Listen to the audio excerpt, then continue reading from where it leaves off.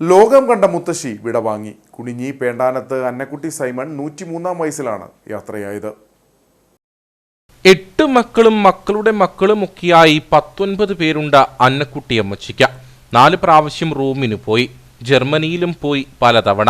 France, Australia തുടങ്ങിയ നിരവധി രാജ്യങ്ങളിൽ പോയിട്ടുണ്ട്. 4ാം ക്ലാസ് വരെയേ പഠിച്ചിട്ടുള്ളൂവെങ്കിലും വിദേശത്ത് പോകാൻ അമ്മച്ചിക്ക് ഭാഷ ഒരു തടസ്സമേ ആയിരുന്നില്ല. 76-ാമത്തെ വയസ്സിലായിരുന്നു ആദ്യ വിദേശയാത്ര. പിന്നീട് 4 തവണ പോയി. അമ്മച്ചിയുടെ ആദ്യ വിദേശയാത്ര ജർമ്മനിയായിരുന്നു. മക്കൾ വിമാനത്തിൽ കയറ്റിവിട്ടു. 3 വിമാനത്തിൽ മാറി മാറി കയറി ജർമ്മനിയിലെത്തി. അവിടെ 3 മക്കളോടൊപ്പം മാസങ്ങളോളം താമസിച്ചു. ജർമ്മനിയിൽ നിന്ന് നേരെ റോമിലേക്ക്, അതും യാത്ര തനിയെ. മക്കൾ വിമാനം കയറ്റിവിട്ടു. റോമിലെത്തിയപ്പോൾ വിമാനത്താവളത്തിൽ മകളുണ്ട് സ്വീകരിക്കാൻ. മാർപ്പാപ്പയെ കാണുക എന്നതായിരുന്നു ഏറ്റവും വലിയ ആഗ്രഹം. മകളോടൊപ്പം വത്തിക്കാനിൽ പാപ്പയെ കാണാൻ പോയി. സെന്റ് പീറ്റേഴ്സ് സ്ക്വയറിൽ അതിഥികൾക്ക് ഇരിക്കാനുള്ള 2 സീറ്റുകൾ ഒഴിഞ്ഞുകിടക്കുന്നത് കണ്ടു. അമ്മയും മകളും അവിടെയിരുന്നു. മാർപ്പാപ്പ വന്നപ്പോൾ എഴുന്നേറ്റ് കൈകൂപ്പി നിന്നു. പാപ്പ അടുത്തു വന്നതും അമ്മച്ചി പാപ്പയുടെ കൈമുത്തി. തലയിൽ കൈവച്ച് മാർപ്പാപ്പ അന്നമ്മച്ചിയെ അനുഗ്രഹിച്ചു. അത് മറക്കാനാവാത്ത വലിയൊരു അനുഭവമായിരുന്നു അന്നക്കുട്ടി അമ്മച്ചിക്ക്. വിശുദ്ധ നാട്ടിലും പോയി അന്നക്കുട്ടി അമ്മച്ചി. ഗാഗുൽ താമര കണ്ടു.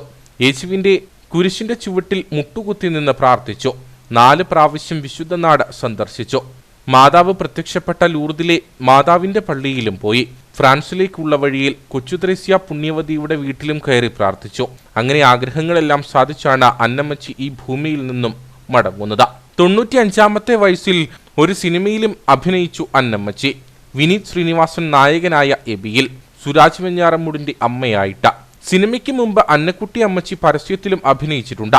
PJ ജോസഫ് തിരഞ്ഞെടുപ്പുകളിൽ മത്സരിക്കുമ്പോഴൊക്കെ അദ്ദേഹത്തിന് വേണ്ടി ഇറക്കിയ പരസ്യ ബോർഡുകളിൽ അന്നക്കുട്ടി അമ്മച്ചിയുടെ ചിരിക്കുന്ന മുഖമായിരുന്നു നാടെങ്ങും.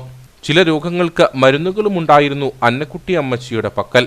ആരോഗ്യമുള്ള കാലത്ത് രാവിലെ 6 മണിക്ക് കുണിഞ്ഞി സെന്റ് ആന്റണീസ് ദേവാലയത്തിൽ ആദ്യം എത്തിയിരുന്നത് അന്നക്കുട്ടി അമ്മച്ചിയായിരുന്നു. ഭൗതിക ശരീരം വ്യാഴാഴ്ച വൈകിട്ട് 5 മണിക്ക് വീട്ടിൽ കൊണ്ടുവരും. വെള്ളിയാഴ്ച ഉച്ചയ്ക്ക് 2 മണിക്ക് കുണിഞ്ഞി സെന്റ് ആന്റണീസ് ദേവാലയത്തിലാണ് സംസ്കാരം.